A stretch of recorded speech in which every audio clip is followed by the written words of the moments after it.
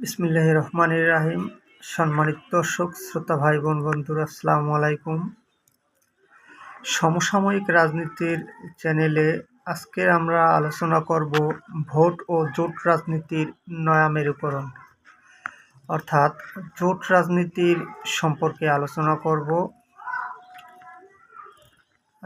যেহেতু বাংলাদেশে এরশাদ পতনের পর 90-এর পরবর্তী নির্বাচনগুলো অবাধ, সুষ্ঠু, নিরপেক্ষ হয়েছে এবং সকলের কাছে গ্রহণযোগ্য হয়েছে, তাই আমরা 90-এর পরের নির্বাচনগুলো নিয়ে আলোচনা করব। 91 সালের নির্বাচন যেহেতু সবাই এককভাবে করেছে এবং 96-তেও তাই। 2001 সালে সর্বপ্রথম বিএনপি 4 দলীয় জোট রাজনীতির মাধ্যমে আমাদের জোট রাজনীতির সূচনা করেছিল এবং আওয়ামী লীগ তখন কোনো জোট না করে এককভাবেই নির্বাচন করে, যার ফলাফলে দেখা গিয়েছিল বিএনপি 193 আসন এবং আওয়ামী লীগ মাত্র 62 আসন পেয়েছিল। অর্থাৎ আসনের দিক থেকে বিএনপি আওয়ামী লীগের তুলনায় 3 গুণ বেশি। আর আমরা যদি ভোটের দিকে খেয়াল করি, বিএনপি ভোট পেয়েছিল 40.97, অর্থাৎ প্রায় 41%, এবং আওয়ামী লীগ ভোট পেয়েছিল 40+, অর্থাৎ দুই দলের ভোটের হার ছিল প্রায় কাছাকাছি, সামান্য ব্যবধান। কিন্তু ভোটের ব্যবধান এত কম হলেও আসনের ব্যবধানে বিএনপি অনেক এগিয়ে ছিল, কারণ জোট। তখন যদি আওয়ামী লীগ ও বিএনপির মতো জোট রাজনীতি করত, অর্থাৎ বিএনপি যেহেতু জামাত ইসলামের সাথে জোট করেছিল, বড় দল হিসেবে তখন বাকি ছিল জাতীয় পার্টি। যদি জাতীয় পার্টির সাথে আওয়ামী লীগ তখন জোট করত, তাহলে আওয়ামী লীগের আসন সংখ্যা অনেক বাড়ত।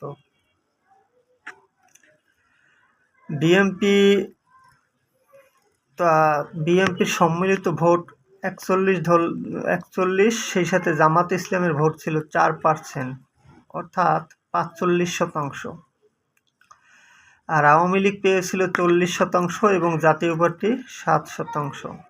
দুই দলের সম্মিলিত ভোট 47%। যেহেতু তারা জোট করে নাই, আলাদা নির্বাচন করেছিল, জাতীয় পার্টি 7% ভোটও পেয়েছিল এবং আওয়ামী লীগ 40। কিন্তু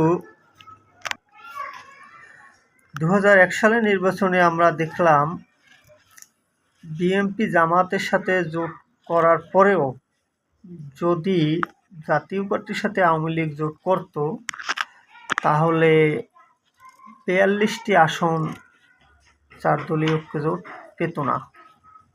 আমরা যদি বলি, বৃহত্তর রংপুরে জামাত ইসলাম এবং বিএনপি অনেকগুলো আসন পেয়েছিল, তার একটা আসনও পাওয়া কোনো রকমের পেত না, আসনগুলো সব আওয়ামী লীগ জোটে যেত। এরকম সারা বাংলাদেশে 42টি আসন যেগুলো জোট করলে কোনো রকমের সামান্য ভোটে জিতেছিল বিএনপি। আমি ওই 42টি আসনের নামগুলো একটু বলি।